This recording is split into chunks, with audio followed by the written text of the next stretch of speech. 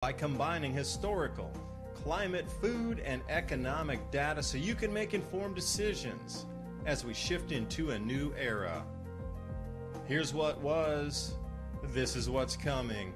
Our world is never going back to 2019, so what will the new era look like?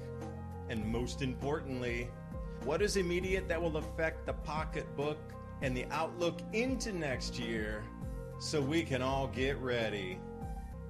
Thank you for joining. I'm your host, David DuByne. Right along here with Ransom Godwin tonight. Internet troubles on backup on the phone mic here. Trying to get Ransom chimed in with a call. That's the thing. Our comms seem to have some difficulties as of late. Have you noticed that? Has anybody else been having some problems with their communication, the internet, these sort of things? I think Ransom's with us. Yeah. So to start off tonight, I do want to say something about canning. You know, we're coming into the season right now for canning, tomatoes and vegetables, etc. But this is a warning to everybody out there. Currently in the United States, they're distributing and selling 4% vinegar acidity. Now you need 5% acidity to be able to do your water baths and your pickling and that sort of thing. You need at least 5%. So that's the minimum. If you go below that, you're at the chance of botulism. It won't save the food properly. There could be bacteria and these sort of things that get in the food to make you sick. Now, what are the chances that we're coming into an area right now where we're coming in, people are understanding and they're getting the messaging that, we need to get more on our own complex systems and we need to get canning and gardening and off the system immediately. And right now they're rolling out a 4% vinegar, which is substandard for even saving your own food that you grew in your garden. Insidious at best. So Ransom, I appreciate you joining me tonight.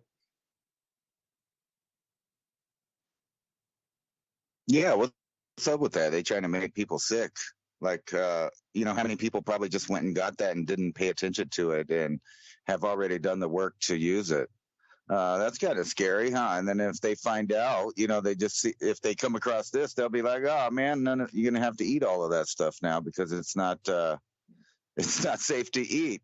Why would they even do that? That seems like a direct on purpose kind of attack to see who's paying attention out there, or even, sabotage the whole thing. I mean, that's crazy.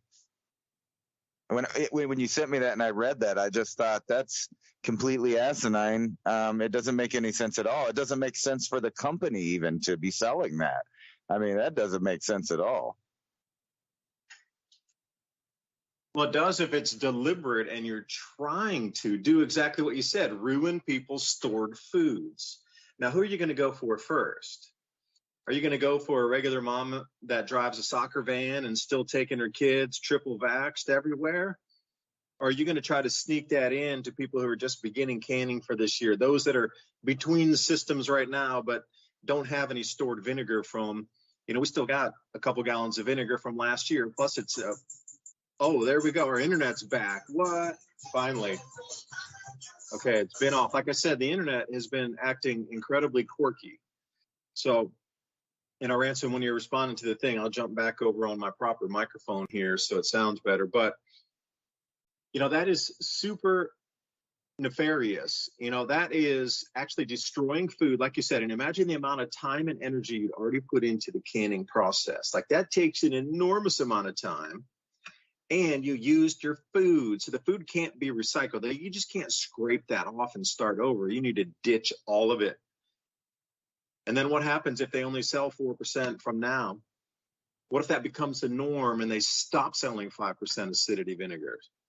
In the new world we're moving into with the social credit scores and 15-minute cities, what if they only sell 4%? So that stops you from ever saving food either.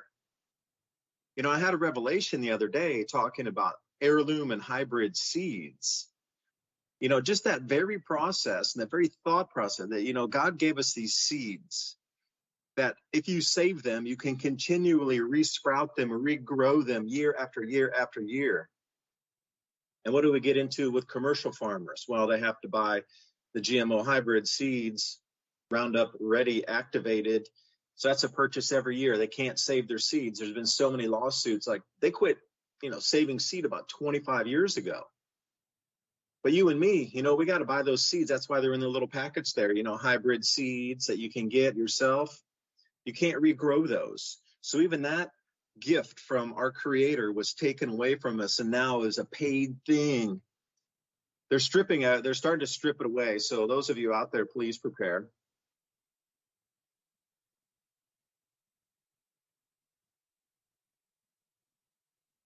I'm just waiting for him to start taking things off the shelf everywhere because, when I surf through these headlines and I look at all the companies, especially the ones that deal with the general population like Walmart, Target, etc., Tractor Supply, all of these, most of their stuff that I've been buying, I mean, they do still have at least an option to get things. But what's so bizarre about it is, like I've got a bunch of solar lights and different stuff, and they last about a year. So it's like that disposable product line of everything that they want you to continually have to go back.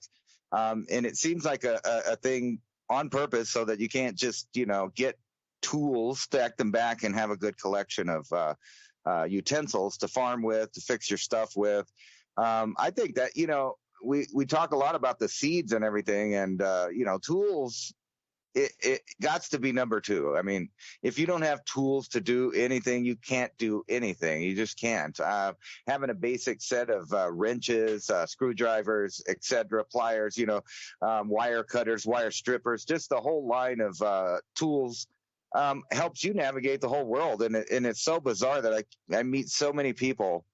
Some guy came over to our driveway the other day trying to solicit some mechanical work, and we had to tell him to leave, but it was pretty bizarre to me because he had no tools. And evidently that's a new thing, is mechanics without tools. And when I was younger, there was no such thing as a mechanic without tools. Not even a shade tree mechanic didn't have tools. He didn't have a shop. He didn't have a building, but he had a whole set of tools. So you can't work without tools. And the same thing's true for every industry, farming, fixing electronics. If you don't have the right stuff, you just don't do anything. It stops production. And it seems like that's the whole marketing plan for everything now. Seeds that don't reproduce themselves, tools, items that break, even the auto manufacturing, makes parts that you cannot fix. You can't take it apart and do things. And then the other trick that they've been using is about every 3 or 4 years, they change the standard for everything so that, if something breaks in your home or your property, you go back, you have to buy a whole new thing and redo it. You have to re-engineer it so it'll fit the new products.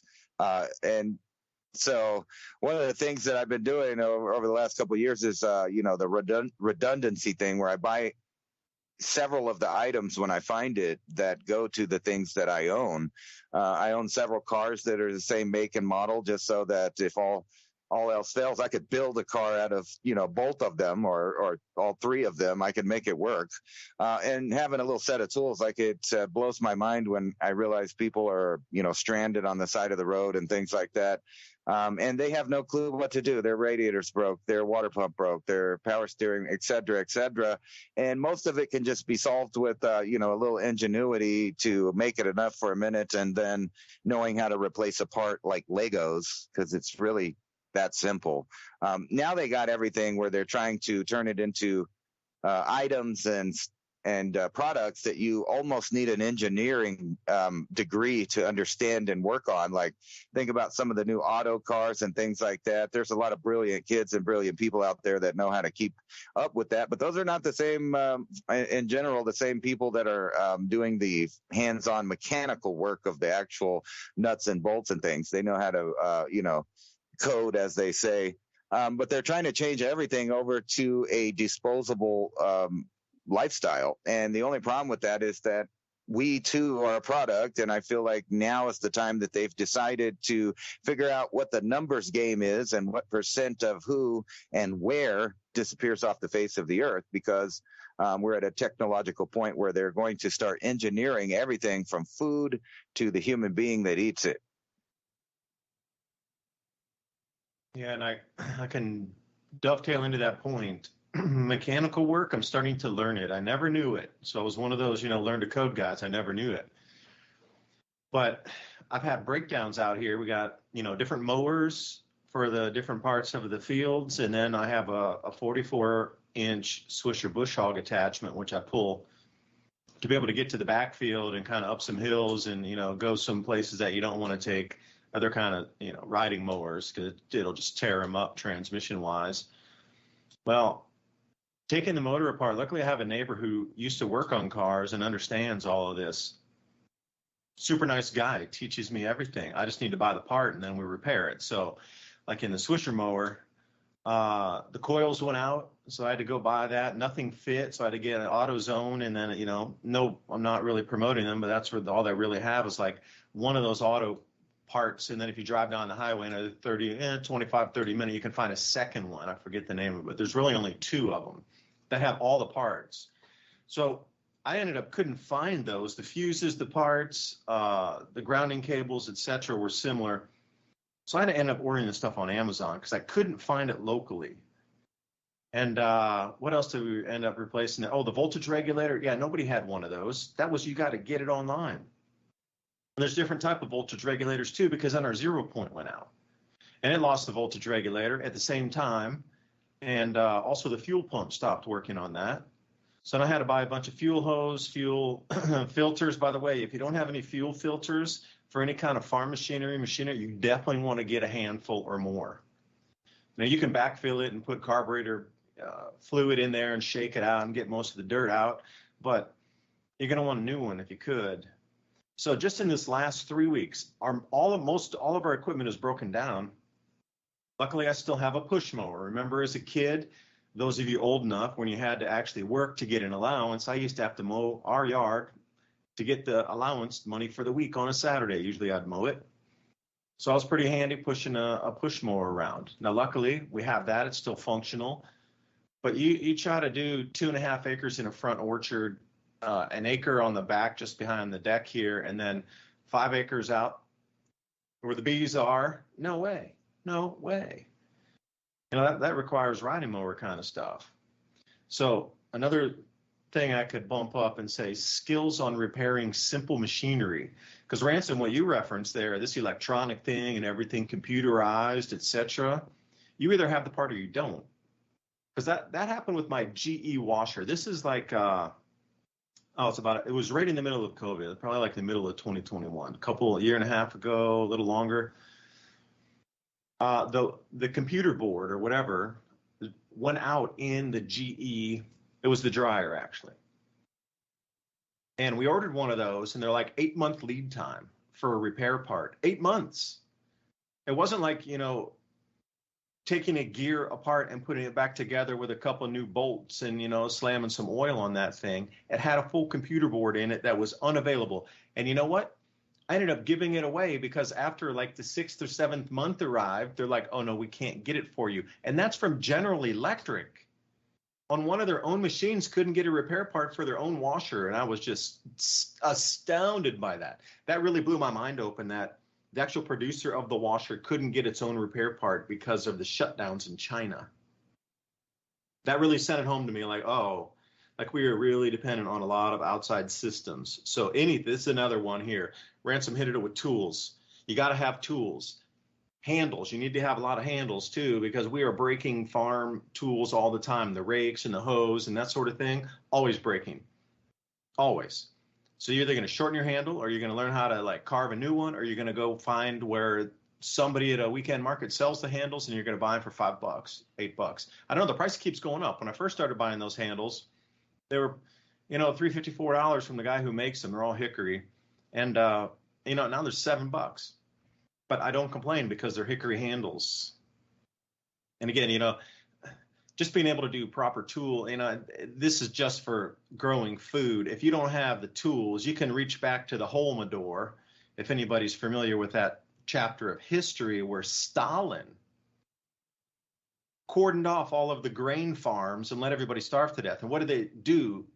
They took their farm machinery and every implement that they possibly had and burned all their homes on the way out. So they had no farm machinery and no houses to live in. And they starved about 3 million people to death. Now, that is your friend Stalin over there in the area now known as Soviet Ukraine. Oh, I mean, Ukraine and Moldova. Like, those are the actual proper names for it. And I might add one thing because I had it highlighted in blue when I was trying to string these ideas together here. During the famine, there was a decree about the protection of socialist property. So see how this is going to, copy paste over to the modern era here. Again, quote, decree about the protection of socialist property. And what it was, a law to protect the collective farms.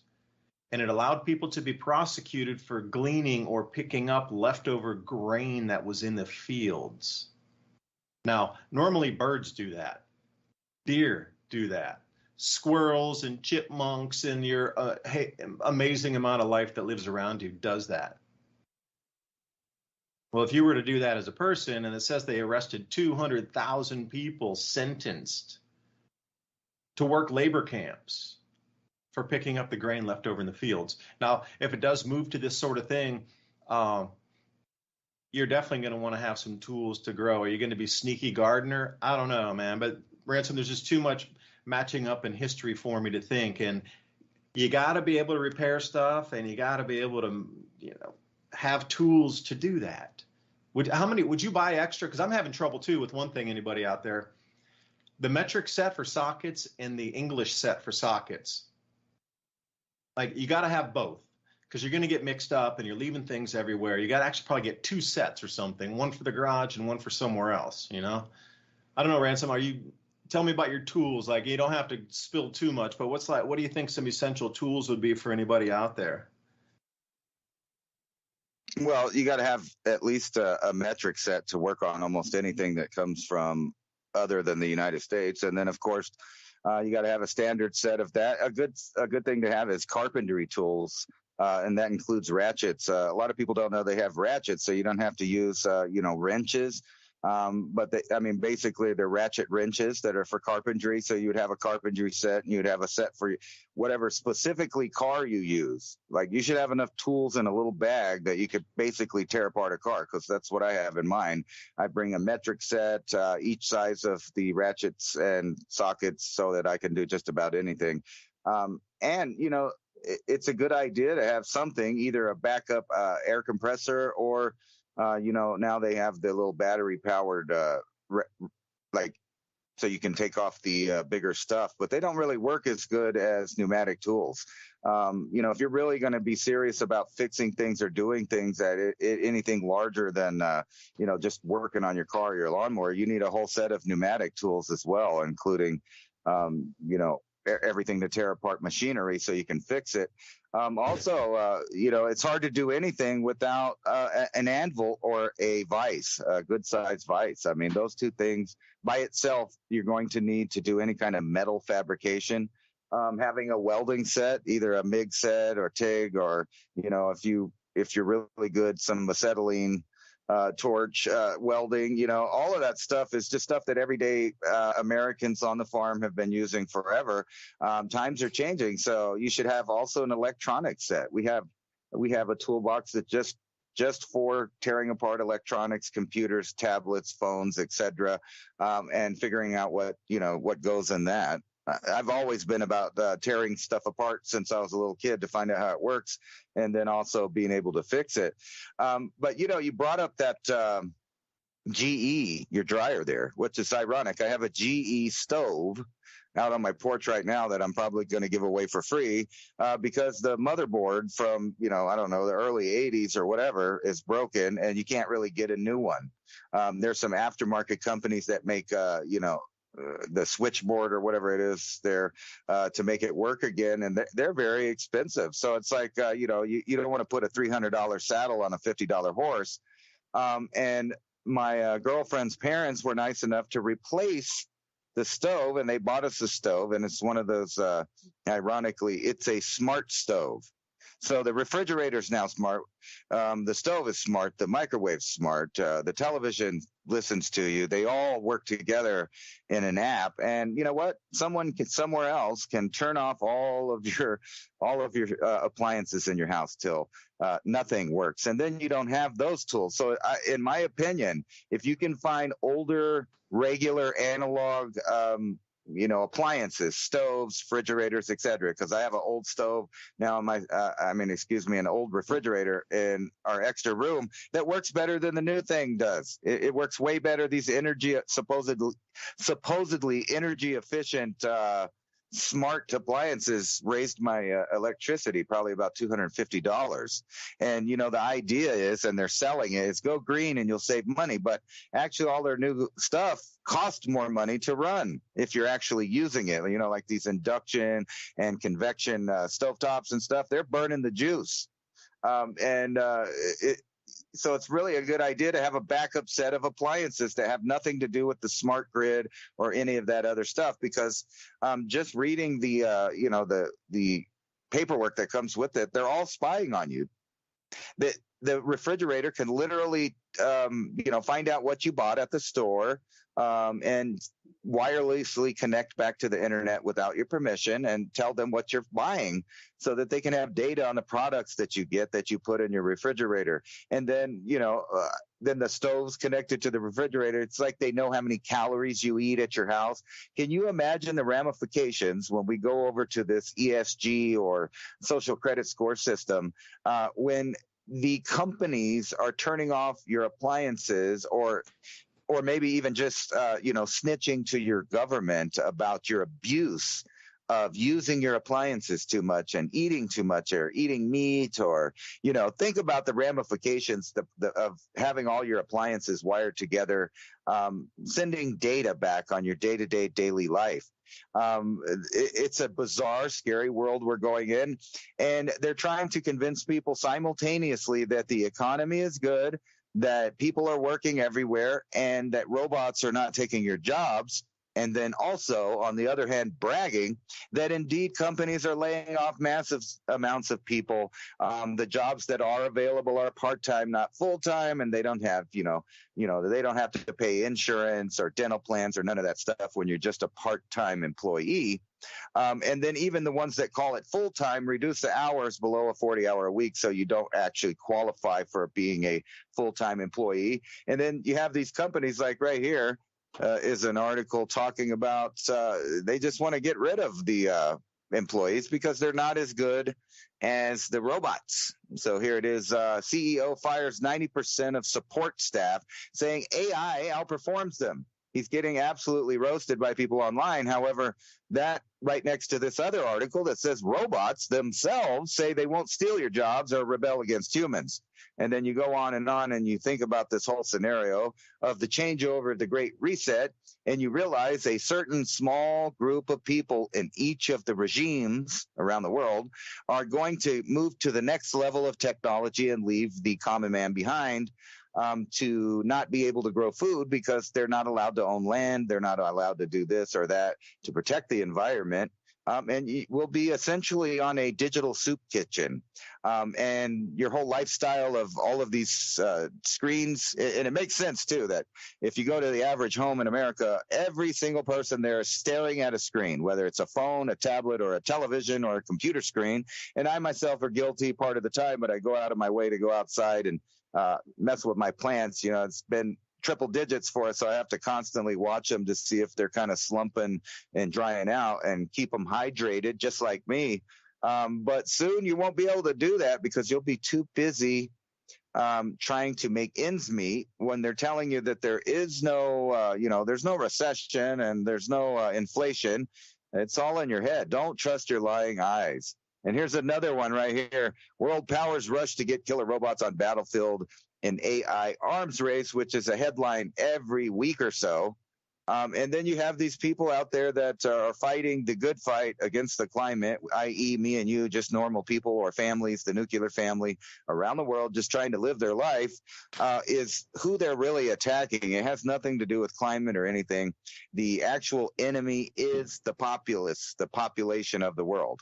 And I think we're at the plateau, and you're about to start seeing large amounts of evidence to that point that there is going to be a great die-off and a plateau. And these things have already been predicted by mathematicians that knew that the overpopulation kind of hysteria was a hoax right along with global warming and the climate crisis, to convince people that there's just too many people on the planet. And the truth is there's a population density problem, meaning that too many people live in too small of an area or acreage on the planet, which leads to destruction of the environment in that spot and millions of people dependent on a system to feed them, which they themselves do not produce or help with. And, you know, here's a cool article, just kind of put that in the frame. Proof humans reshape the world.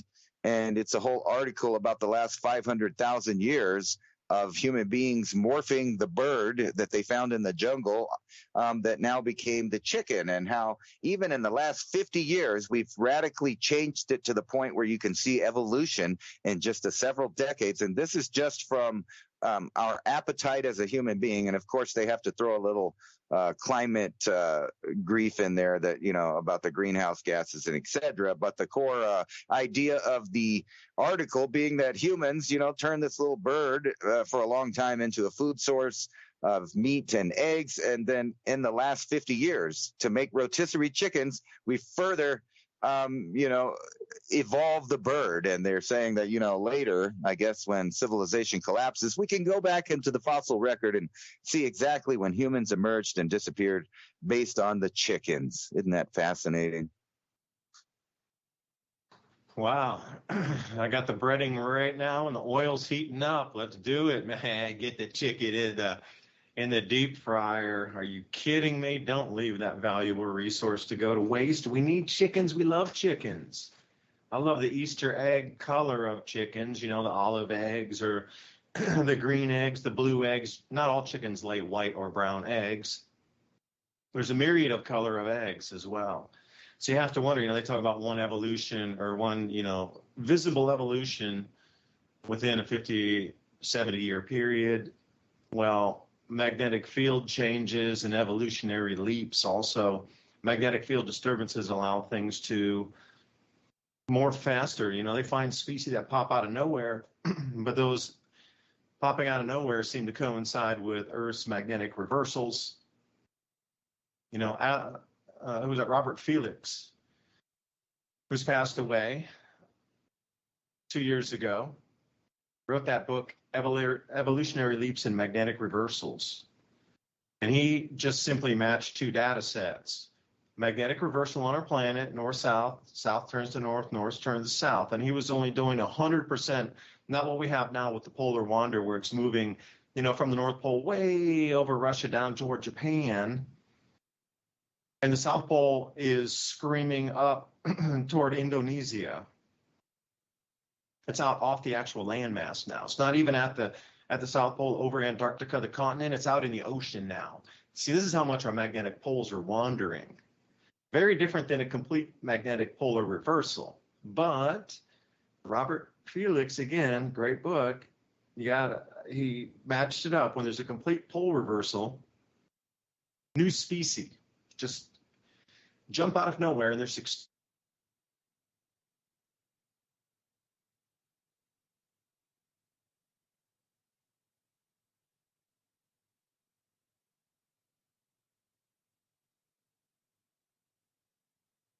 I think you have entered another dimension. But yeah, the Robert Felix stuff is right on the money, and we're kind of in that spot right now. We may be transitioning over to a new species that is of the designed kind.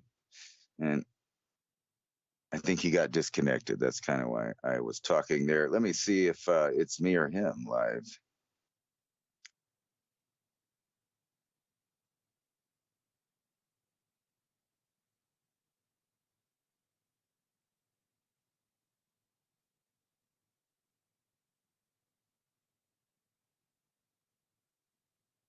I guess it's me. You guys can't hear him. But Robert Felix's theory, I think that's happening right now, except for, despite the magnetic field influence or whatever caused it last time, I think this one is being hijacked um, by the designing of human beings. And that's what's going on right now. That's why we live in an era where they're telling you that they're going to open up baby factories that you could just grow your baby in a little tube down there. Don't worry. And you have several countries around the world.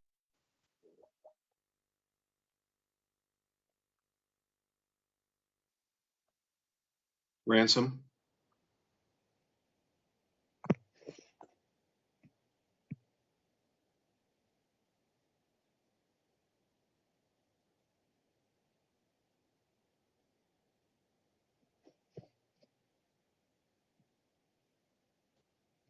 Yeah, I lost the call in here too. I'm like, whoa.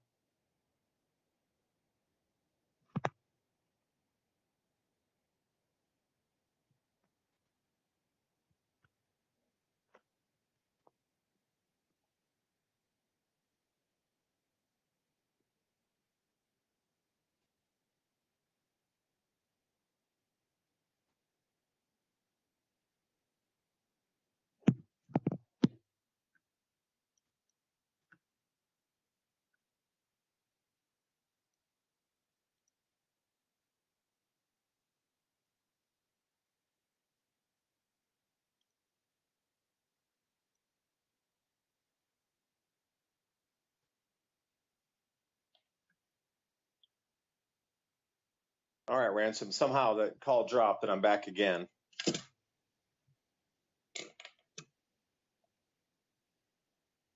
If anybody's out there. Yeah, Robert Felix, evolutionary leaps and magnetic reversals. Shit. Again?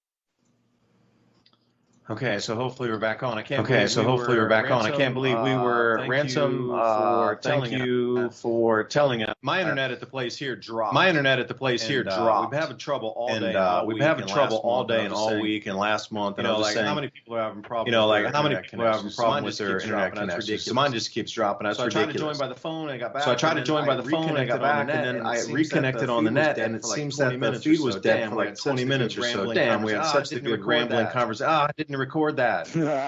I thought that's what happened. Yeah, I thought that's what happened. Yeah, I just heard the feed come live again, so now they can hear us. Well, your turn. I rambled for 20 minutes. Your turn. I rambled for 20 minutes. Remember, I guess I'm gonna have to write a note while you talk. I guess I'm gonna have to write a note while you talk.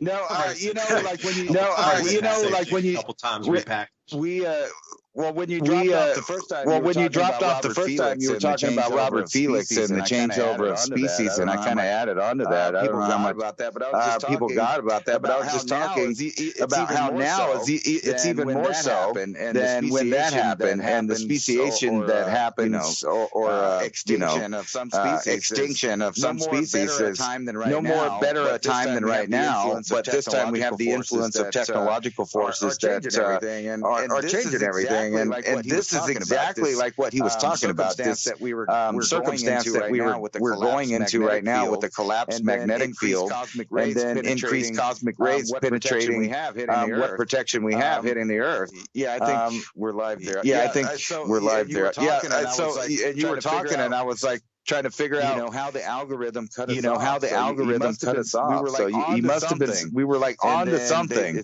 and then it was just gone. So technical difficulties. And you were talking a lot about how everybody keeps getting cut off, or things that are supposed to work are not working. It's really bizarre. And when you look through, I'm looking through the headlines, and that's exactly what they're saying. That basically the entire infrastructure of the internet. And is what we call the internet, and everybody's used to, going to websites, and the website being a place of information or commerce, like private things, whatever it is. That age is about to end. That age is about to end, and they're going to replace it with this metaverse idea. That's just a bunch of virtual box stores, and it's a safe place for people. Even though the very first day they ran it, they said the virtual sexual assault was like, so everybody, off the hook. So everybody that tried it already. So because there's already a metaverse out there that these guys are planning, and Elon Musk and Zuckerberg and all these guys, they are all for it because it's a replacing of the internet that takes all of the cyberspace and puts it over into their control. So you'll no longer have websites spring up that try to be like a truther site or a conspiracy site, or none of the private websites that you would think of that exploded after the dot-com boom will really be a reality there. It'll just be this metaverse of fake reality or virtual reality where you're going to the box stores and the major social media companies, kind of putting everyone in like a little echo chamber of their design. I think it's on purpose, and I think it's on purpose, and it kind of goes over to what we were talking about the appliances. It seems like they're going out of their way to make everything super disposable and where you cannot repair it yourself, even if you do have the tools at home. They're going out of their way to design things that don't come apart. They're only used once, and you just have to rip out and replace it. You can't just fix the part on it that's broken. And that way it ensures that you give them all of your disposable money, especially when you're trying to buy in those, things that develop your properties and things and make things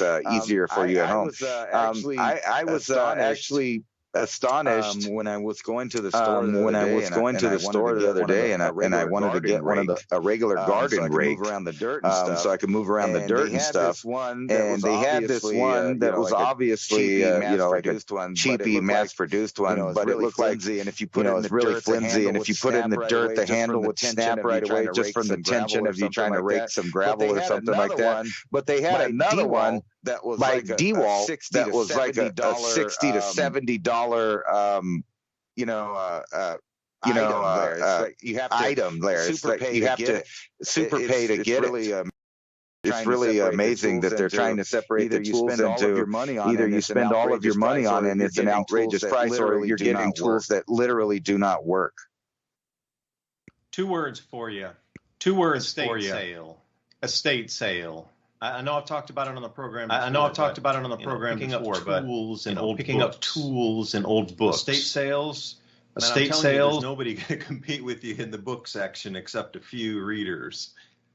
You know, you open that thing up and everybody runs for the screws, the nails, the hammers. By the time you get there at 9:01, all the contractors have been there and bought everybody's old screws, nails, hammers, etc. If it's not too far out of the way. Like a lot of times you want to focus on the farm sales where they're way out in the countryside.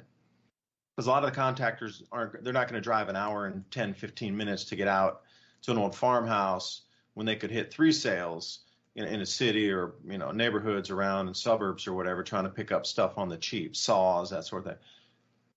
So just in general, most estate sales, you're going to find a garden rake there. Yeah, there might be a few people that want it, but you can get the shovel and the hoe and you can get a few other things, some digging tools.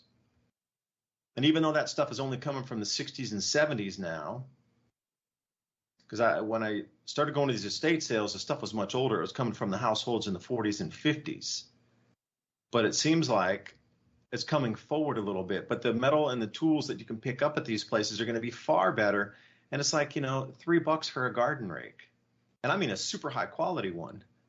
Now, some of the handles I found on them, especially the older homes, like when you get something from the 40s or 50s and those estate sales, like the handles are going to be, you're going to have to replace the handle. But the metal, the steel on those tools, unsurpassed. You're never, even in the 80s or 70s, you're never going to get that quality of metal. So forget the handle. Don't be blinded by the handle. Go for the worst handles and the best tool. Because you can always, you know, blast that off or use a buffer or something and then, you know, put some protective on there and then get a layer of paint on it. And that steel will last you forever. The quality and difference in just the metals in the tools is unbelievable. Because when I was talking about made in America in the 1950s and 60s, those garden tools were made by American steel in America. You know, they were meant to buy it one time and last for a lifetime. The steel implement, whether it be a rake or a hoe or an axe or some kind of pick or whatever, it was meant to last for a lifetime. And adze, you know, there's all kind of things. Mattocks, they were meant to buy once. So that's what you want to seek out. And for those of you, you can find estate sales in any location where you live. You know, just look to estate sales near me. Now, I'm just going to suggest, just say, you think about the neighborhood today like a suburb. Like how many tools does the average dad or mom have in the garage to use for either gardening or mowing the yard or whatever? Yeah, everybody's probably got 1, 2 rakes. They probably got 1 shovel. But if you go to the farms, they got like 6 different kinds of shovels and different kinds of rakes. They got leaf rakes, they got tine rakes, they got all kind of things for heavy. Anything that you could do on a farm, you got to multiply by 10. So you got to think about, you know, how many extra tools are out on there. You know, sometimes I walked into those sales and there'd be like 30, 40 tools, like 6, 8 rakes, you know, little ones. Like, and there were different widths and sizes too. One big wide one for me to use. And then, you know, one that's half the size width-wise, but still super girthy for the wife. So, you know, if she's getting in the garden in the middle of the rows or something smaller, you don't need a big giant rake. So I found that that's on the farms too. They come in different sizes for males and females, depending on, in like different sizes to squeak in the rows between gardens and things. Right now, Ransom, I don't know, there's probably that big wide rake and, you know, that's all you get. But remember, there's different kind of widths of rakes for different uses, and you're only going to find that at estate sales pretty much anymore, or pay through the nose for it, which I won't do.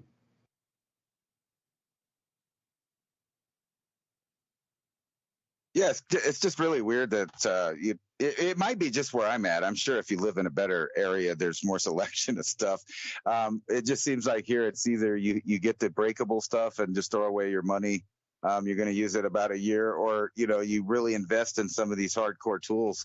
It's going to last forever, but you're going to pay for it. I think that all of the corporations though are going to like a whole new model. That's kind of what it is. It's going to be robots building these throwaway tools and everything. Who are you going to talk to? You're going to call and talk to a AI for the customer service. We've kind of been dealing with that. It doesn't seem like there's any real supply and demand style capitalism going on anymore. It's all being pushed to the extremes with political capitalism, meaning each company is, picking which political stance they're going to do. And that's what it seems like they're more focusing on right now, instead of actually making good products that people care to buy or purchase. And speaking of that, I kind of wanted to get into this shakeup that there's supposedly going on in Hollywood, because I think it's because they're going to start a new direction of propaganda, and they want people to forget who owns what. We'll come right back. Second hour, Mini Ice Age Conversations. David DuByne, Ransom Godwin, bringing you through. We're going to talk about polymetallic nodules, seafloor massive sulfites, and cobalt-rich crust. Let's mine the ocean with AI, not humans, when we come back. You're listening to Revolution Radio at freedomslips.com, and we'll be right back after this message.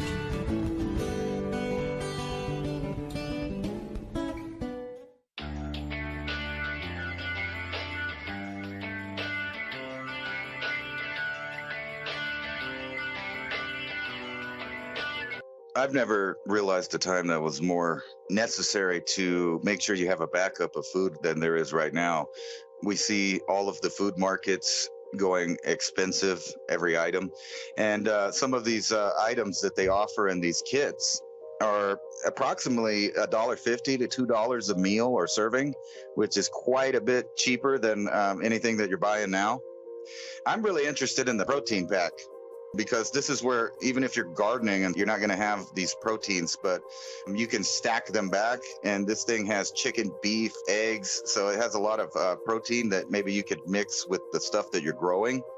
I'm really thinking that this summer is going to be starting all of the hard times as far as it is for people with food. So I think this, beyond any other time that you've thought about buying storable foods, is probably the occasion to give yourself some insurance so that when hard times come and the trucks stop coming, you have a backup plan. At least you have nutrition to get you by. And some other people are not going to be doing that. They're going to be having difficulties and maybe even finding themselves in aggressive situations with hundreds of other people trying to get supplies that are no longer there. And these kits have everything. Fruit, you got the meat. It's all stuff that you're going to need to survive. The insurance that people need right now, I just don't think there's ever been a comparable time other than maybe when, we had soup kitchens in the 20s and right again in the 40s when things were becoming thin again. And we're in that time now. And when you start looking at world events, you can see that the food supply is going to be tied up with multiple different events around the globe.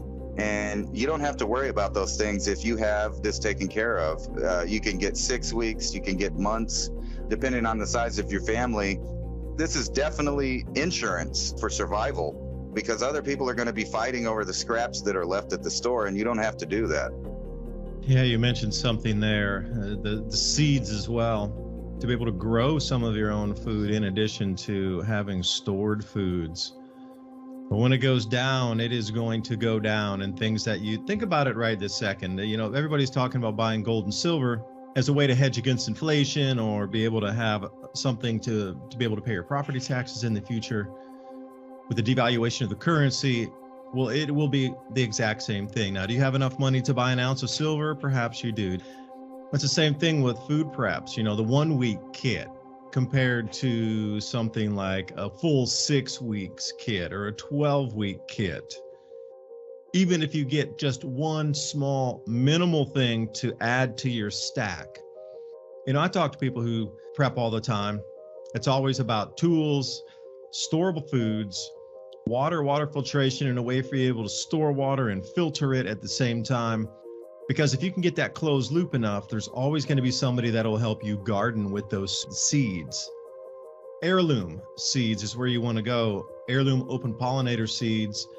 Because at the end of the day, when you collect those seeds at the end of your season for growing, you want to be able to store those and then have them so you can replant next year. I think that supply chains are going to start constricting even further I mean, look at the way that the world laid out. These really incredibly complex supply chains are now starting to fracture in the middle of everywhere. You know, political strife. We didn't even talk about the ozone depletion event that's going to wipe out food production further in the Southern Hemisphere. The tipping point. Humanity's here. We're seeing it everywhere.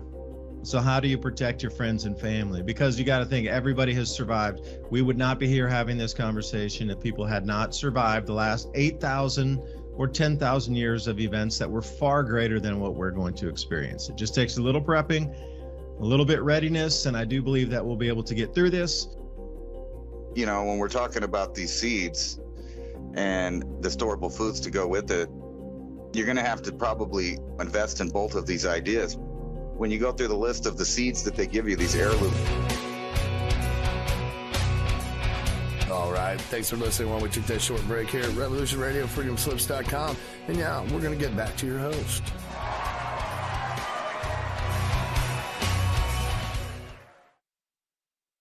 And welcome back for the second hour of Mini Ice Age Conversations. Remember, we don't put our content behind a paywall. And just here, Revolution Radio also keeping free speech on air. So if you want to keep this type of content coming, make sure you subscribe to the Adapt 2030 channel on Rumble, YouTube, and the Mini Ice Age Conversations podcast channel on YouTube also. You know, we try to stream it out as many places and that we can so we can get traffic back also to Revolution Radio. Consider a donation here to keep free speech on air. You know, whatever, it's going to be a combination of us supporting each other, moving through these changes, because how many things are we seeing cut off right now? You know, Ransom talked about it in the beginning of last hour of, you know, is everything going to be in the Wayback Machine, or, you know, how many websites have disappeared? You can't access things. Articles are gone. It seems like the entire internet is just whoosh, disappearing before our very eyes. So where's the information going to come from? Oh, you're not allowed to have that information, because just before the break, you know, to try to come back into that, you know, he was talking about the new model of things of the earth. And I'm not talking about the earth physically, but the new model of governance structure on the planet. And one thing myself I've noticed is everything's gone to the subscription model, where whatever you want to click to, whether it's Photoshop or Camtasia or Microsoft something or Office or Windows, whatever, it's always on a subscription model. Now, the things that you might use like Photoshop or Adobe Illustrator, these kind of things, they're on a subscription model too. So if you don't pay, like day one after you don't pay, all of your work is gone. If you decide to store it on their cloud storage inside their server versus pulling it down on your own device and going the extra mile and plugging a hard drive in and then saving it there. See, I wanted to get Photoshop, because I think there's some new uses for it that I would like to push into the videos. I had it before on my other computer, and then since I moved computers, I didn't have it and I was thinking I need to get it again. And I was trying to find it in the U.S., looking for it everywhere. I want to buy it just as a standalone. I want to download it to come up here. I want to go find it myself, and I just want to buy it one time and bring it. I could not find anything in a U.S. server coming in from like .com that redirected me to buy it one time as a standalone where you can download that. Everything took me to the student program, to this program, the office thing, and then So I was talking to a friend of mine who works on websites over in the UK, a guy named John Kitson. He runs 5gawareness.com also. And he's like, hold on, let me look here. So he found it in the UK and sent me the link, which redirected over to a US site, like not even on their site map, that's in the back somewhere, hidden from the American populace, but accessible in the UK. They're there .uk, .com.uk. And I'm thinking, you sneaky littles, I'm trying to buy the software so I can buy it here and just download it on my native device, keep it here. No subscription, and I can't find that in the U.S. But over in the UK, they can instantly find it. Oh, it's right there. And I'm like, dude, it's not right there. I looked for like 15 or 20 minutes, and I do research every day, and I couldn't find it. And then he's like, no, it's right here. And I'm like, no, and boom, it was right there. Unbelievable. But Ransom, I think that's where you're leaving off there, and just, you know, how the world's changing. And I was talking about AI mining before. They're going to mine the mineral deposits out of the seabed for rare earth minerals using robots or robotic technologies minus the human. So take it away. Second hour begins. Yeah, they don't even need humans for evidently to entertain us anymore. I mean, that's kind of what supposedly is the backbone of this strike, is that they're worried about the idea that people that make AI are going to be able to replace them, even stealing their likeness or something similar to their likeness, from their voice to their looks, etc. And nothing is going to stop this, actually. I just don't believe it is. And that is very annoying, how they've turned over software platforms to a metering system, just like we talk about, you get metered for everything. And actually, I've been struggling with that the last couple of years. It was very annoying because I was used to getting that program, like you said, and owning the program, having the disk, the software. I could use it on a computer that was not connected to the internet whatsoever. Make images, because I used to be into that. I think the last edition of Photoshop that I had that you could own without any constant metering or forced to upgrade, and which is another thing. They upgrade things and then change the way everything works inside the program, so that you have to relearn the whole thing again because they've changed it. But yeah, I think I had Photoshop CS, the industry standard stuff that they were giving out to the schools, was just like a free copy. But if you wanted to get that same thing as a regular consumer, it had to be metered. So you had to get on the internet. You had to log in every time you had to use it. And if you think about where that's going, that goes along with the whole idea of these 15-minute cities and things like that. So for an example, I've had a group of friends probably for 20 years now, or however long Netflix and the streaming services have been out, where we just share the passwords. We just share it. One person will pay for one, and 20 of us will use it, or whatever, from Hulu, Amazon Prime, whatever it is, using the login information so everyone can have free entertainment. And then when you have all that free entertainment, it's like, yeah, you don't even care to watch it. It's just like, well, it's there. But what I mean is the devices are now being blocked out by the companies because they know that you have shared it, and they're restricting the areas in which you could use your account. So in other words, if you live in BFE, Oklahoma, in a little bitty town, you get Netflix or whatever it is, they'll let you have like 2 or 3 devices in your home there. But if you try to travel, you constantly have to check in back with them and send codes through your email and your text messaging, and the way that they have every service tied into your telephone. And they even do that with as you well know, with the money and the cryptocurrency, you have to have it double verified through your phone, and et cetera, et cetera. Now, all of these things that supposedly make things secure and easy are actually slowly walling off your access to do anything with anything yourself. And it's very frustrating. So I'm using a combination of 5 or 6 different softwares, because they no longer offer all of the options that they used to offer. And if you've noticed that too, the updated versions of most softwares are really slimmed down. They took a lot of the options away, the abilities of things to do it, and they're turning it over to more of an AI thing where you just click a button and you get kind of a generic version of it, whether it's graphics or fonts or whatever. And it is all like that. I think I was using Filmora, Camtasia, several of those I was using, and they're all up to date month by month. You have to sign in to use it. And even these new AI generators that make the images, they want you to be logged in. And not only do they want you to be logged in to who you are, to identify you, but they also keep a folder of those images. So it's not really like you're making images for yourself. You're just making them for the world, because the company keeps those images, and now they use them in combination with the prompts that you gave it. And all of the stuff is doing that. So what they're doing is switching over to where corporations own access to any form of information or technology. You're not going to be able to access it. And this is all going to be based on which rank you have in the caste system of this ESG and social credit score system where you have to behave in a way that the system deems that they want you to behave, or you do not get to use anything. You do not get to travel. If you leave your area, you're not going to be able to use your entertainment, your logins.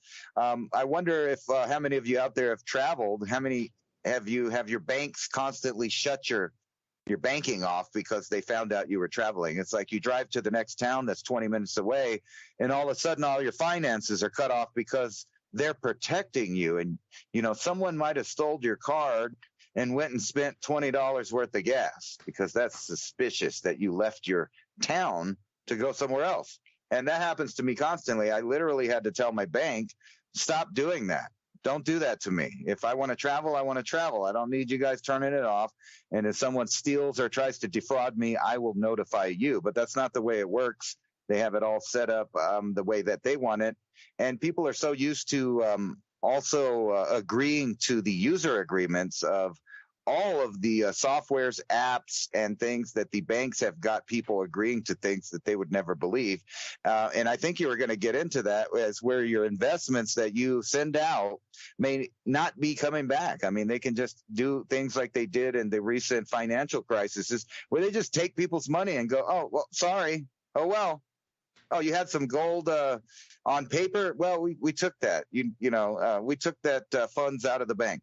And you notice for the last year, the banks have been testing the waters and being able to manipulate people's accounts by taking money in or putting money out or turning it off. And then they apologize for it in the next couple of days. But it seems like that's been a common occurrence over the last year.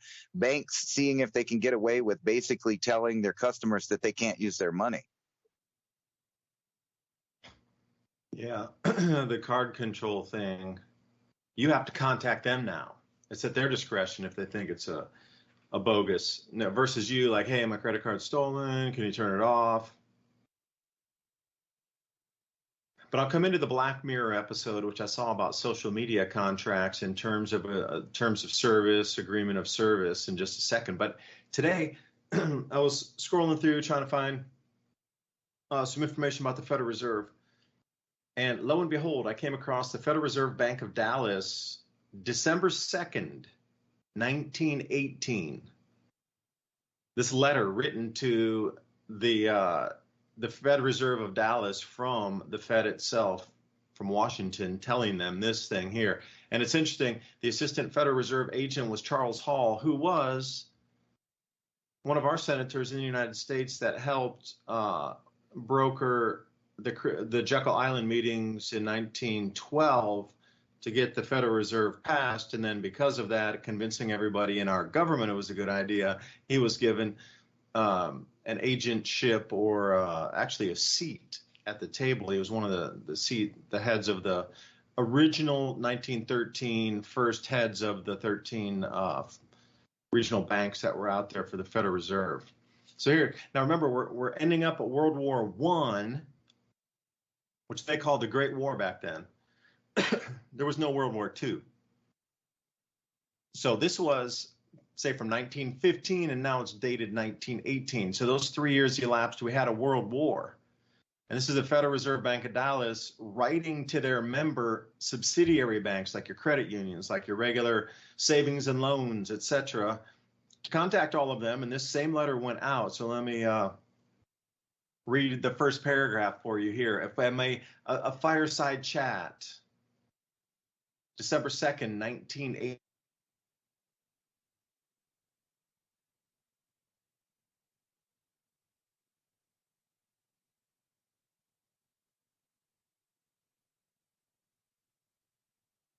That must have been a good thought. I think he got cut off again. So remember the spot. He said 18 something here. Let me make sure I'm still live.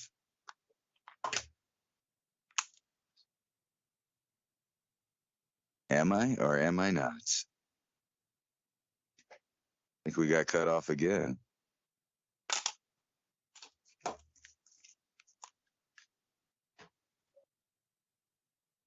No, there I am. Oh, well. So look at this. article until we get David back. AI supercharged neurotech threatens mental privacy, and this is something that I've been talking about for some time. The effect of these new technologies that can literally read one's mind.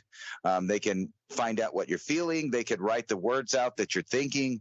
They can also generate images of things that you're picturing in your head. But beyond that, this article goes into the combination of warp speed advances in neurotechnology, such as brain implants or scans that can increasingly peek inside minds, and artificial intelligence poses a threat to mental privacy. UNESCO, because they're great, warned Thursday. And it's so funny that the traditional people that have been busted doing things are trying to be the messenger to warn you about the programs that they're behind. The UN's Agency for Science and Culture has stated developing a global ethical framework to address human rights concerns posed by neurotechnology, it said at a press conference in Paris.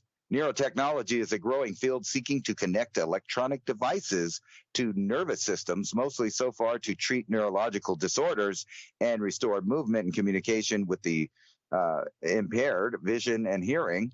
But recent neurotechnology has been supercharged by artificial intelligence algorithms, which can possess and learn from data in ways never before possible, said this name here that I can't pronounce right here.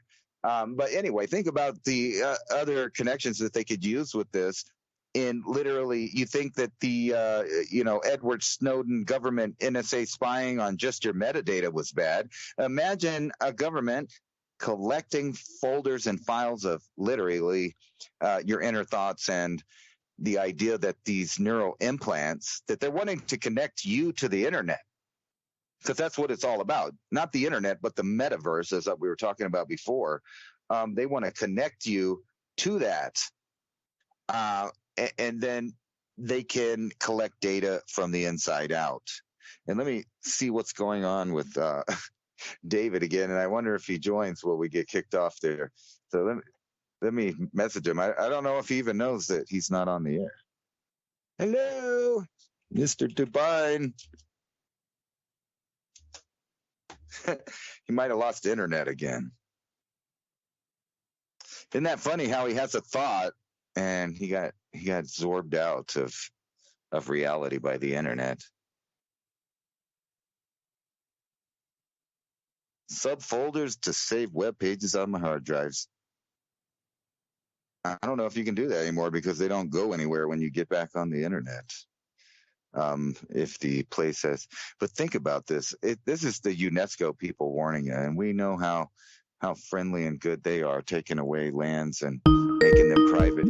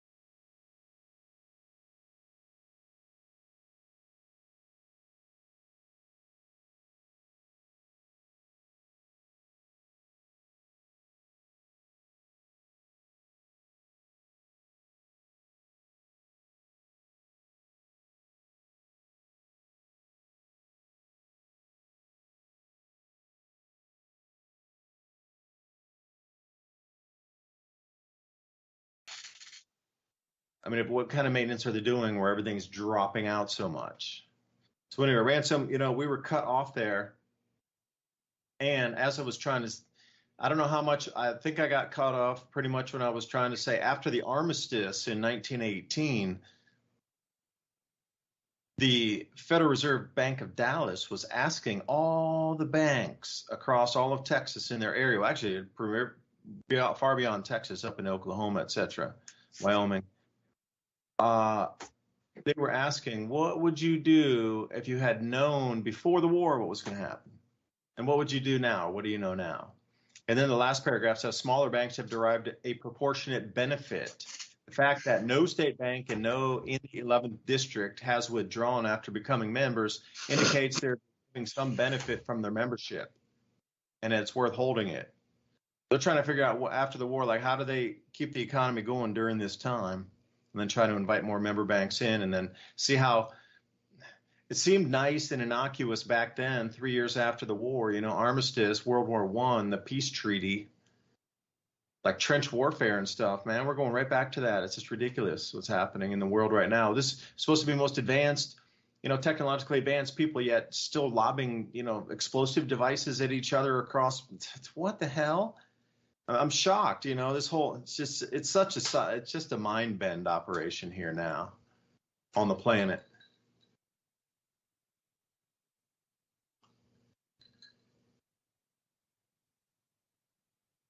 Yeah, it is. I was looking at this Plan A that's talking about the billions of dead people if we went ahead and had a nuclear war. I don't know if they would. They're gonna do. I just don't see them doing this. Like a full scale thing. I think what they're going to do is strategically erase and change the map on purpose. And what better way to do that than have a small exchange of nuclear war? And how many times we've seen the reactors in the Ukraine endangered by one scenario or another. It seems almost inevitable that they're going to make some nuclear areas where people can't go. And even the fear of that, I don't know if you've ever seen that science fiction movie with Tom Cruise. I think it's called Oblivion, if I'm not mistaken. But anyway, there's a bunch of sections on Earth, and they have these little clone couples that live there, and they're going around, and it's just like that. They think that the zone that they live in ends and the radiation starts, but it's really just cut off to those people, the information and the ability to travel there. And it suspiciously seems a lot like, this idea of the 15-minute city, where they just don't want you to travel. They don't want you to go nowhere. And I think the reason that is because they have strategically set up where they want to have the end results of their little plan here. And as everybody's watching, this is a simulation of a nuclear exchange that starts in Europe here between Russia and NATO. And as you can see, in minutes, if they did it full scale, Europe would no longer be a place that you could live. And they would barely bomb a few cities in what's called Russia because it's very not densely populated. There's really only St. Petersburg and Moscow and stuff. And then you see that entire large Siberian continent full of, pine forest that is the source of most of the world's oxygen. So, they're not going to send a bunch of nukes up into that area. But if you look at this map, they're kind of all strategically going to the same place. And it's nowhere near any of that forest out there that supports the planet. And meanwhile, these elites like to buy stuff down in the Southern Hemisphere. And as you can see by this simulation, the Southern Hemisphere will be good to go if they went ahead and did this Plan A, as so to speak, which is a strategic nuclear war. And you can see in the United States, just about every major city will be eventually wiped out, all the population centers. And then keep in mind that these same people that are starting these wars are trying to convince you to live in those 15-minute cities where you can't go nowhere, where everything's right downtown. Looks like a good place to get stuck in an area that you don't want to be in, if you know what I mean. I do. And think about now, when we dropped off on that first part of the hour, I was saying that the immigration that you were talking about, I think is being done on purpose. Because if you look at North Africa and the Sahel, what do you get? Well, you have a new entirely, undeveloped grow zone that could be a double rotational crop and produce probably 50% of the world's grains in that one single area. But then at the same time, with the decaying system, this debt-based system that's run its course, it's going to have to collapse and reemerge again. So the new debt-based system could be started in Africa because it's been put on purposely poor for, centuries on purpose.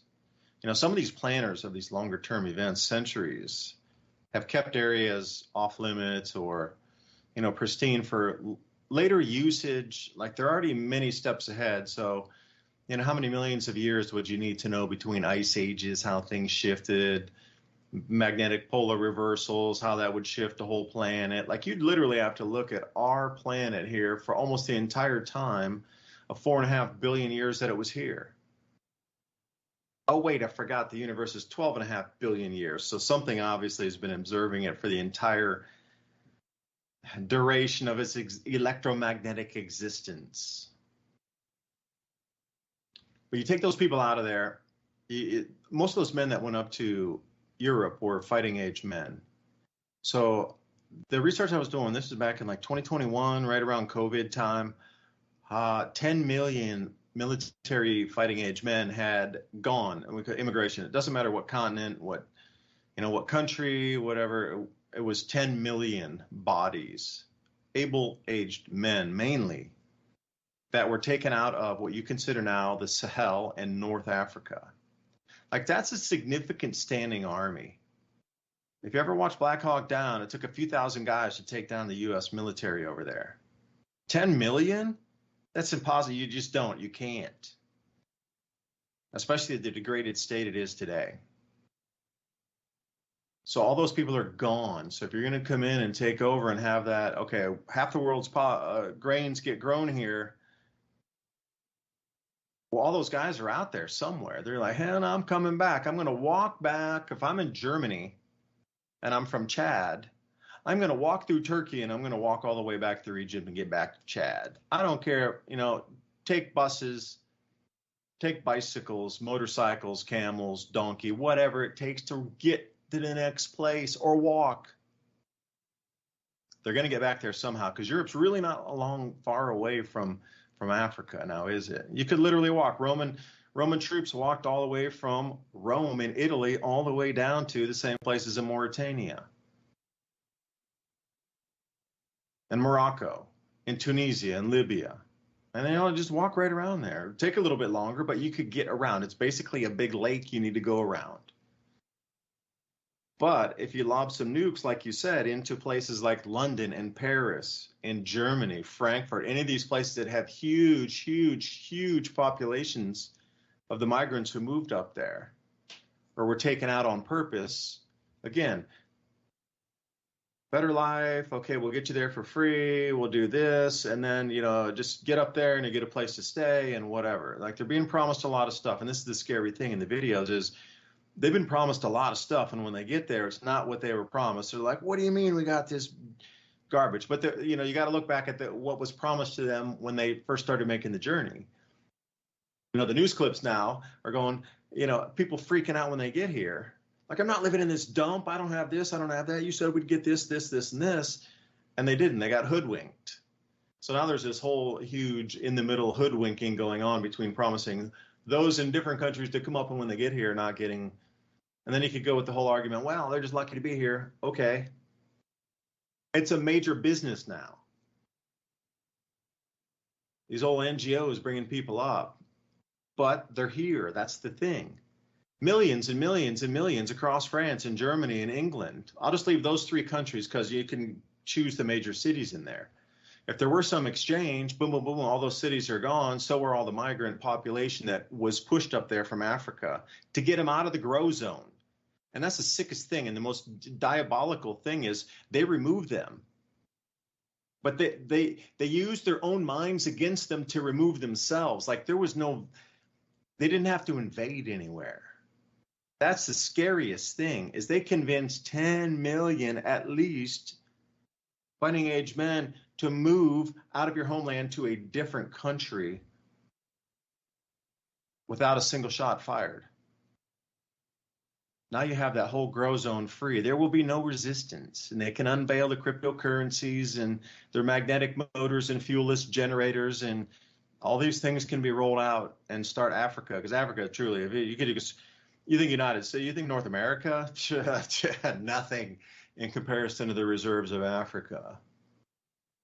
But that's what I was saying when I think I got cut off in that one time that we did lose reception. So I lost my train of thought there. Overdensity, not overpopulation. I lost it, man. Where my mind drops off sometimes. Right. I was looking at this nuclear map and this target map, and exactly what you're saying. You can look in the United States, and every one of those big white dots displayed there as a nuclear, target that's taken off the map. If you look at that, that is not only where, and a lot of people might get mad I put it this way, those circles represent where all of the Democrats live. Those circles also represent the majority of government. Those circles represent every one of those is a migrant destination. So you can look just right on the map. You can see Tucson, Phoenix, San Diego, Los Angeles, et cetera, et cetera, et cetera. Miami, Houston, et cetera. All of the major cities there on that map.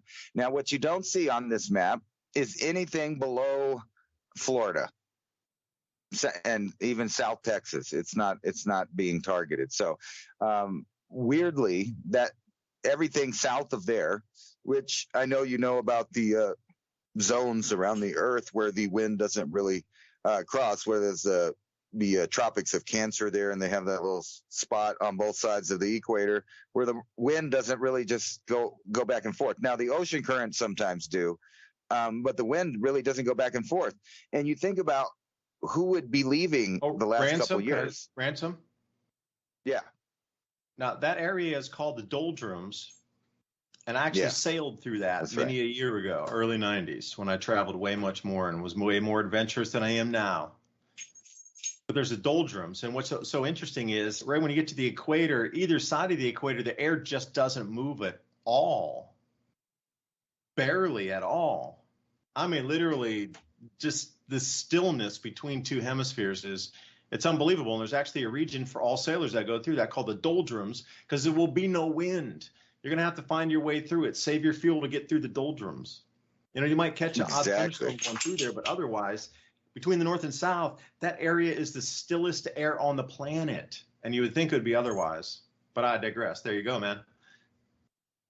Right. Well, you have that also going, but if you just look at this map, you can see that right there where all the grow zones, like you were talking about, start, not only from Southeast Asia, but Africa and South America and Mexico and Central America. You can see right there at the Yucatan, there's no nuclear targets from there all the way down. There's none in Australia. There's none in South Africa. And we know already it's been happening on a steady for 10 years where the richest of the richest are moving to the Southern Hemisphere. And, just to throw out a conspiracy theory, why aren't they cranking up the propaganda for different things? You would think they would be, considering the last 2 years, but instead, there's, a stopping of the production of entertainment, which contains most of the propaganda. So you got this Hollywood strike. They had several years where, they wore masks all the time, so they really couldn't film anywhere or do anything. And the stuff that they did was mostly full of AI, and that's the future of it. And now you think about that. So these are crossing paths. And if you can imagine this map right here, if they took everything out that they show on there, you notice that China is relatively untouched. So you have China, India, where, there's right there is half the population of the Earth. But when you look at the other half of the population, who is that? That's all of the Russian cities, all of the European cities, and most of the United States, which has, giant cities in it as well. But the rest of the world is seemingly untouched by this exchange. Now, this is only one of many simulations. There's other ones that involve China and India because, there's a likelihood that either China and India or India and Pakistan might have their own little nuclear exchange if the other was. But think about what a world we'd be living in. And we've constantly talked about, what would be the reason that they would move all of the people out of these areas up to the northern hemisphere, but simultaneously investing in the places where the people left. So when you look through the Yucatan Peninsula, there's hundreds of thousands of people that are coming up through there from Guatemala, Belize, El Salvador, etc., and these beautiful grow zones.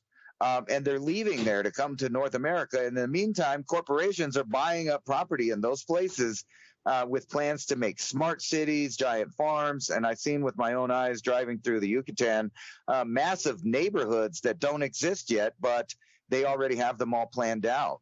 And even here near El Paso, there is massive areas in the desert that have planned out neighborhoods for people that will soon live here. That don't have the houses or nothing built. They're just roads and planned out. The last time I flew into El Paso, actually, you could just see it. It was dramatic. It looked like a viral patch or a microchip on the earth, but they hadn't built any of the people there yet. So even north and southwest and also, not southwest, but southeast of El Paso is major zones of where they're planning on putting massive populations of people. And I don't know if you know this, but from Las Cruces to Juarez is the first megalopolis, over 100 miles straight of infrastructure, housing, businesses, and et cetera, just in a straight line on the road. It's actually not that far from me.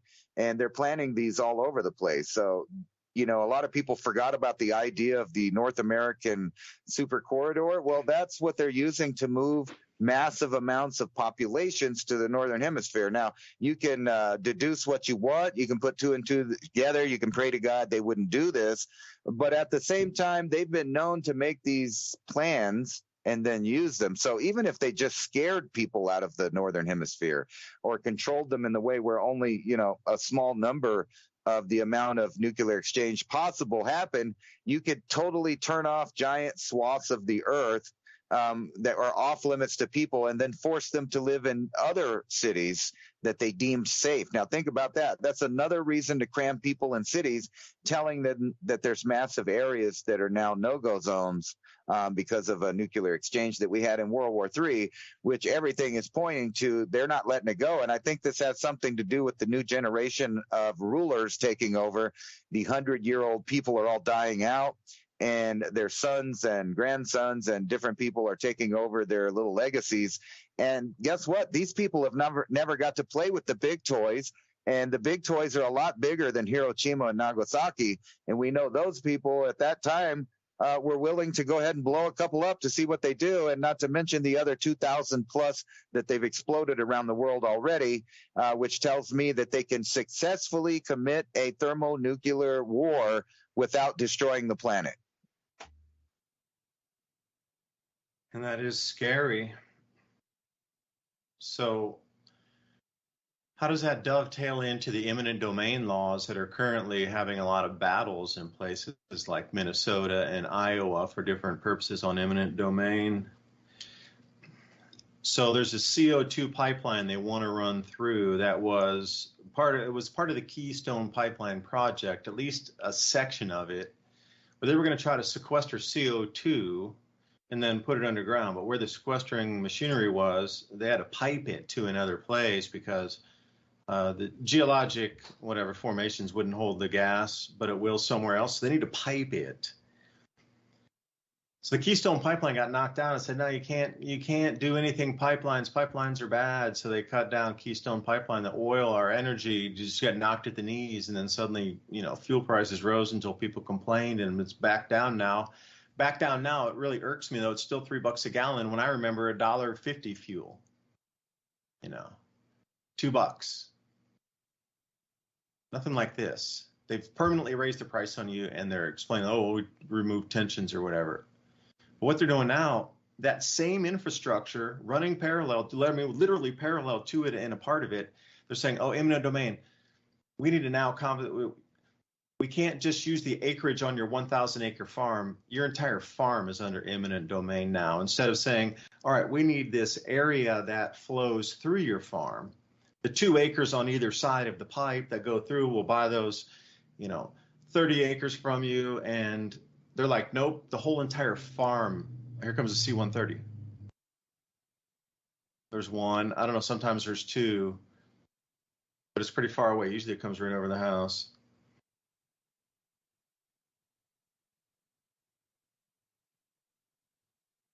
But the domain, instead of going for a single property, a portion of it, which say, okay, you got to build a highway through the front yard. Okay, well, I still get to keep my house and the acres behind, or inverse where, hey, we got to run a highway through the back part of your property. And you're like, okay, whenever before this, they would just take that part of the property and you got to keep the rest. But now they've reversed the law. Somehow they snuck through. They got this thing pushed through where eminent domain now is the entire property, not just a portion thereof. And at the same time, the chemical railroad spills that we're seeing everywhere across the U.S., they're labeling that as condemned property. Now, I could see why. Like, you wouldn't want Love Canal or anybody building there. It couldn't be any agriculture there. I get it. Put that off use limits. I agree. Like, I can't believe Ohio hasn't been limited that way with all the dioxins and that sort of stuff from the derailment and then subsequent fire that just poured that black smoke over the entire Northeast for days and days and like tens of thousands of times above the limits, of anything. Whoa. That's condemned land. And I understand we shouldn't let, then where does it come into? You shouldn't let people grow food on the land that's been contaminated by a company. But they're not even stopping the corn production in that area where all the dioxins went down to. That's the scariest thing.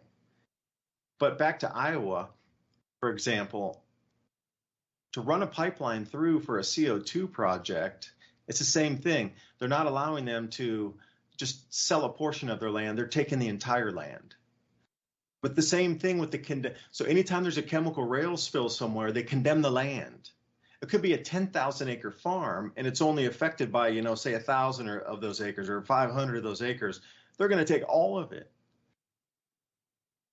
So even if it's a corner of your property, like only 1 acre was affected or 2 acres was affected out of your 10,000 acre farm, eminent domain now says you have to sell the whole thing and it'll be appraised at market value if it's condemned property. And then what determines market value? And this is where they're getting to. They're getting a little sneaky with, the things to keep people off the land. So Ransom, that's how I was trying to come back into, if there were a thermonuclear exchange, they could say, no, you can't go in here. It's too contaminated. But then I'm seeing all these programs here to push people off the land also. It's kind of, they dovetail for sure.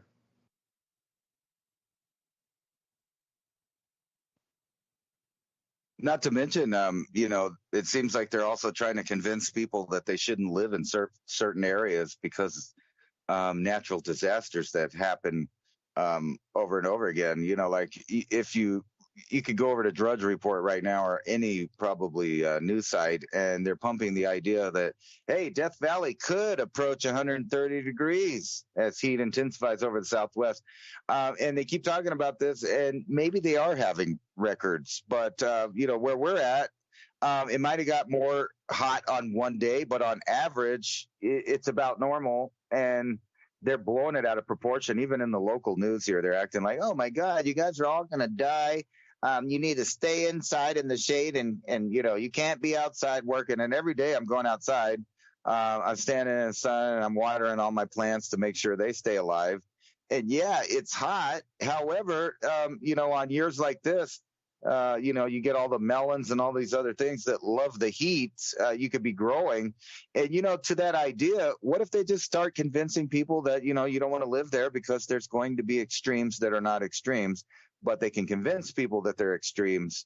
And, like Phoenix, for example, they've been touting the fact that Phoenix gets up to 115 and it might get even hotter than that. But guess what's going on in Phoenix? They have a massive grow zone there. I mean, they're growing all the citrus plants out there, like almost every single house that you go into some of the suburb neighborhoods that were built in the 80s and 90s all have orange and grapefruit trees growing right in the yards. Now, barely anybody eats those, except for now it's kind of a trend for people from other neighborhoods to kind of stroll through and steal all the fruit off the tree. But those houses don't really complain about it, because what happens is they don't utilize the free fruit themselves. And it just piles up in the yard and starts stinking, and the bugs come, and et cetera, which is really bizarre, because it was a great idea to design the neighborhoods that way. That's something that, everybody's gone away from. And you hear a lot about people trying to plan, fruit forests and things like that. But believe it or not, most neighborhoods in the U.S. were already fruit forests. Like in the neighborhoods, people had plum trees, apricot trees, they had nut trees, pecans and almonds, et cetera, growing in their yard, so you could eat, or excuse me, I think it was more like walnuts and pecans, what I seen. But everywhere you look, they had food, and now it's nowhere. Like I can drive up and down where I live, and it is a desolate, dirty desert. And most of the people that live there are indeed listening to the newscasters about staying hidden in their homes or their place of work, and they don't even venture outside, and they're glued to their screen inside, and they have a little refrigerator with barely any food that lasts about 1 or 2 days. And if anything goes out, like the power per se, like down here, what if the power goes out during our supposed superheat wave? Wouldn't that be ironic? And then you'll see a lot of elderly people die, which is normal, because they've become accustomed to living inside in air-conditioned and regulated environments that are not natural. So just advice to anybody, the more extreme the weather is, the more you should probably go out and exist in it, just so your body literally is tempered and acclimated to, dealing with it. And all you have to do really is just bring you a nice drink outside and sip on that thing like they used to do. Wasn't that last week you were kind of talking about the how people used to swing back and forth on the swings out on the porch, kind of creating an artificial draft just because it was so hot and muggy with their iced tea or lemonade or whatever they had? It was, which brings me to distilling. And by the way, your fruit trees that were on every single American street corner and blanketing all American yards and suburbs could be turned into ethanol. So not only did they take the victory gardens away, and for those of you who think that there's no way that people can grow enough food that they can support themselves or get off any kind of supermarkets, and I would say in the 1940s, 40% of all food in America, all of it, anything, super bountiful, plentiful, 40% of all foods produced in America were from victory gardens. So think about that. And soon after the war, you got to get away from that. We need to get those people into the supermarket supply chain system. We just set up a new system after World War II. They got to get out of that old system of being self-sufficient, of growing their own food. Nope, we need to make it so convenient. They just go to the supermarket. We need to demonize farmers as like backward, dirty hand, dirty foot folk. Get to the supermarket, be a neighborhood mom, look at the new dresses. Isn't that awesome? They got you away from growing the food. But at the same time, if you distill alcohol, and I know many out there, home brewers, shout out, all that fruit with the Lavalan 1118 or the Lavalan 1116, depending on the batch size, could be used to produce motor fuels. If you think about prohibition, a lot of that was to stop people from distilling corn alcohol, which most farms ran. They produced their own fuel. Every year they would take the corn and turn it into ethanol, so they'd have the fuel to run their farm tractors in the 1920s and 30s.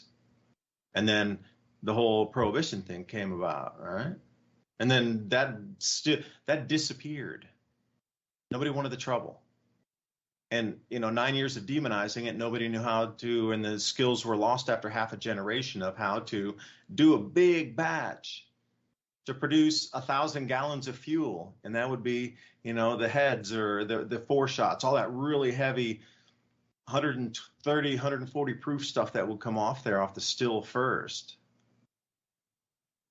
The methanols, all these things, you could burn that. Fuels. And then you want to save some of the cleaning solvents as well. And then rubbing alcohols for the medicines. I mean, you get all this coming off that same 4 shots before you get into the real heart of the cut. That's all medicine. That's all fuel. That's all from fruit. But you need a big fruit supply to do it. It's not, and that's why fruit's so expensive these days too.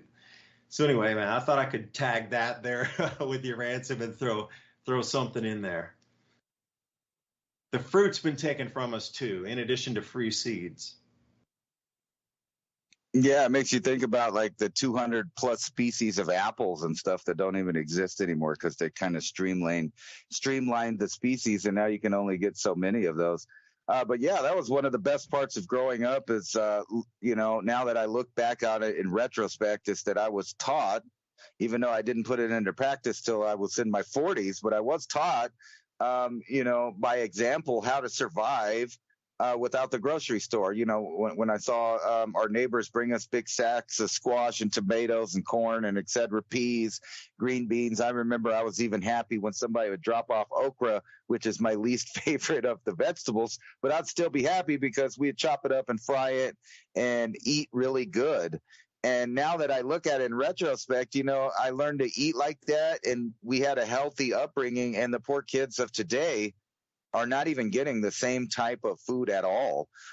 You imagine the quality versus the quality of the old stuff we were eating and farmers were giving us before they sprayed it with all kinds of different things and used certain kind of seeds that may not be the best, i.e. they're GMO, they're gene edited, et cetera. And people have been eating that since the 90s.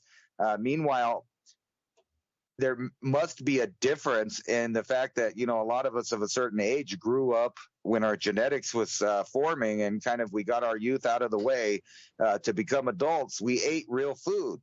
Now, the people after us, I don't know what's going to happen to them seriously because, from my research, it's all pointing in a bad direction in a big health epidemic of decades of plasticides, of herbicides, pesticides, fungicides, and now the introduction of genetic pollution in several different forms that are going directly into our food. Not just the vegetation, but the meat products that is available to consume.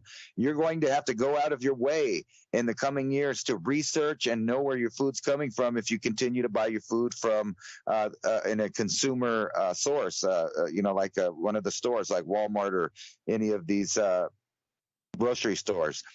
Because the fact is they're going to be selling products that are altered fundamentally from the genetic level. And this isn't just me saying that. You can look it up.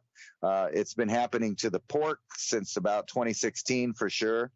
And a lot of people didn't know that. So that's already been in our diet for some time. And now they're going to move to the fowl and the beef and the vegetables. Everything from lettuce to tomatoes is now being created. And this is going to go along with the introduction of created human beings. And that's why I said, Robert Felix was on to something about the transformation of species. And we're in that time period now. And it seems like the technological elite are trying to hijack that and control it and be the architects of what it turns out to be. Yeah, just to tell you how I'm trying to eat tonight, I understand. So imagine the people in the 1940s and 50s looking at us growing up and we thought we had a pure diet, go back another generation or so. So I'm having lamb roast with also lamb liver, but the lamb were grown on the Amish farms. We buy our lamb from them. They slaughter it and then we butcher it ourselves here. It's a skill I also had to learn. How do you take a smaller animal like that and then get it into the correct cuts and save the bone and do all that stuff and render the fat, But these two types of potatoes, the red potato and the white potato, also from the Amish, grown right there about a mile from our house. But then we got these green, they call it cheese peppers. but they're really sweet. They're meant to go along with cheese, but we grow these ourselves. And then also the basil that goes on top of it, we grow it ourselves. So between all this, I'm trying to keep it close. You should know where you can buy a full cow and have it, or a full pig and have it. Take it, and then you pick up the freezer wrap finished product.